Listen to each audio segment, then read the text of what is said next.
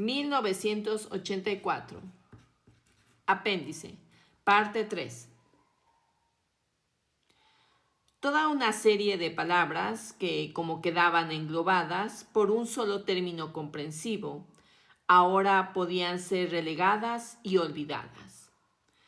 La mayor dificultad con la que se encontraban los compiladores del diccionario de Neolengua no era inventar nuevas palabras, sino la de precisar.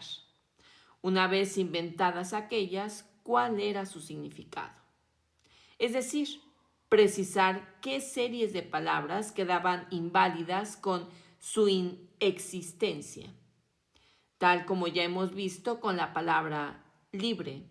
Las palabras que en su día hubieran tenido un significado herético a veces se conservaban por conveniencia, pero limpias de los significados indeseables. Innombrables palabras como honor, justicia, moralidad, internacionalismo, democracia, ciencia y religión simplemente habían dejado de existir. Unas cuantas palabras hacían de tapadera y al encubrirlas, las abolían. Todas las palabras agrupadas bajo los conceptos de libertad e igualdad. Por ejemplo, se contenían en una sola, bien pensar. Mientras que todas las palabras reunidas bajo los conceptos de objetividad y racionalismo quedaban comprendidas en la única palabra viejo pensar. Mayor precisión hubiera sido peligrosa.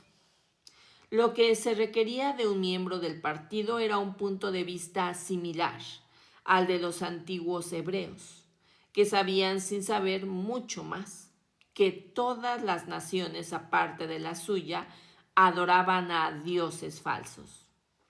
No necesitaban saber que estos dioses se llamaban Baal, Osiris, Moloch, Astarot, etc. Probablemente cuanto menos supiesen sobre ellos, mejor para su ortodoxia. Conocían a Jehová y sus mandamientos. Sabían, por lo tanto, que todos los dioses con otros nombres y atributos eran dioses falsos. De manera parecida, el miembro del partido sabía lo que constituía la correcta norma de conducta y de un modo increíblemente vago y general, lo que podía apartarle de ella.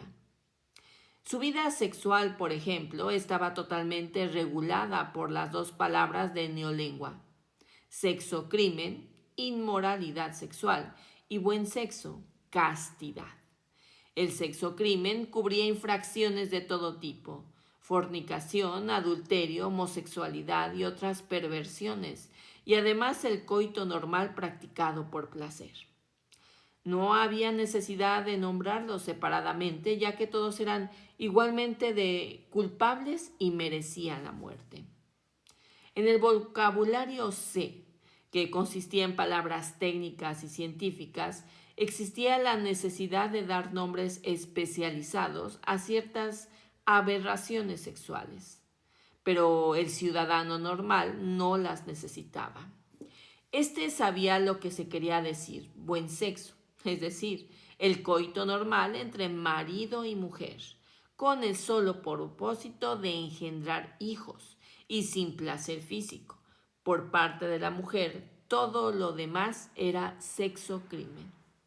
En Neolengua era casi imposible seguir un pensamiento herético más allá de la percepción de su carácter herético. A partir de este punto faltaban las palabras necesarias. Ninguna palabra en el vocabulario B era ideológicamente neutral. Muchas eran eufemismos.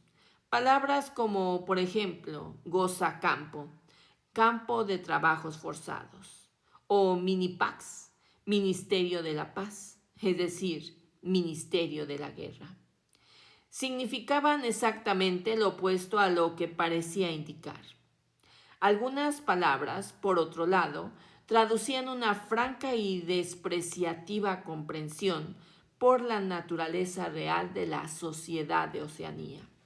Por ejemplo, prolealimento significaba la porquería de entretenimiento y falsas noticias que el partido daba a las masas. Otras palabras, además, eran ambivalentes, teniendo la connotación de bueno cuando eran aplicadas al partido y de malo cuando eran aplicadas al enemigo. Pero además había gran cantidad de palabras que a primera vista parecían meras abreviaciones y que extraían su color ideológico no de su significado, sino de su estructura. Hasta donde fuera posible, todo lo que pudiera tener un significado político de cualquier tipo entraba en el vocabulario B.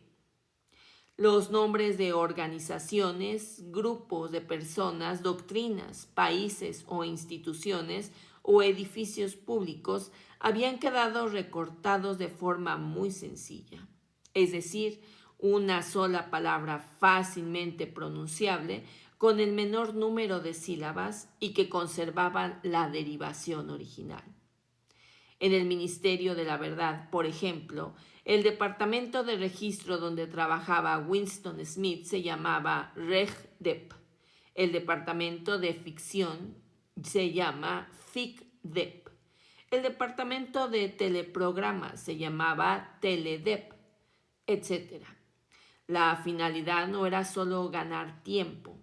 Incluso en las primeras décadas del siglo XX, las palabras y las frases abreviadas habían sido uno de los rasgos característicos del lenguaje político, y era notorio que la tendencia a usar abreviaturas de este tipo era más marcada en países y organizaciones totalitarias.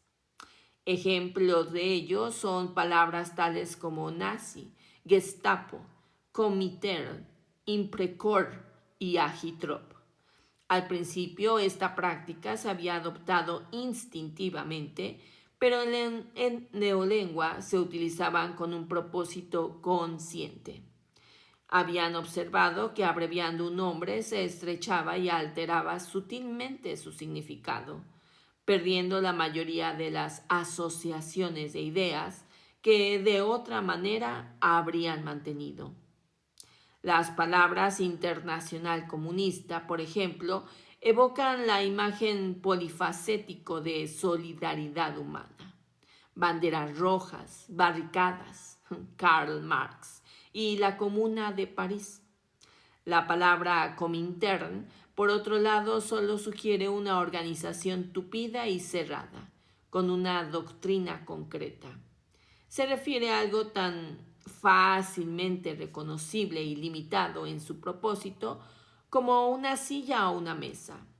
Comintern es una palabra que se puede pronunciar casi sin pensar, mientras que internacional comunista es una frase en la que uno tiene que detenerse por lo menos unos momentos. Del mismo modo, las asociaciones ideológicas que la palabra miniver evoca son menores y más controlables que las sugeridas por el Ministerio de la Verdad. Esta era la razón del hábito de abreviar siempre que fuera posible, así como también el casi exagerado cuidado que dedicaban a facilitar la pronunciación de las palabras. En neolengua, la obsesión de la euforia pesaba más que cualquier otra consideración, salvo la exactitud del significado.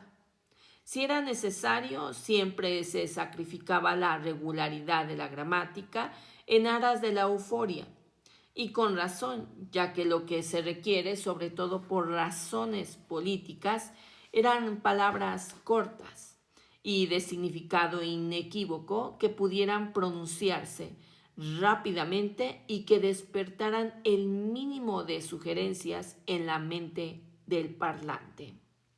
Las palabras del vocabulario B incluso ganaban en fuerza por el hecho de ser tan parecidas. Casi invariablemente estas palabras, bien pensar, minipax, prolealimento, sexo crimen, gozo campo, insoc, corazón sentir, pensar pol y muchas otras, eran palabras de 2 o 3 sílabas con el acento tónico igualmente distribuido entre la primera sílaba y la última.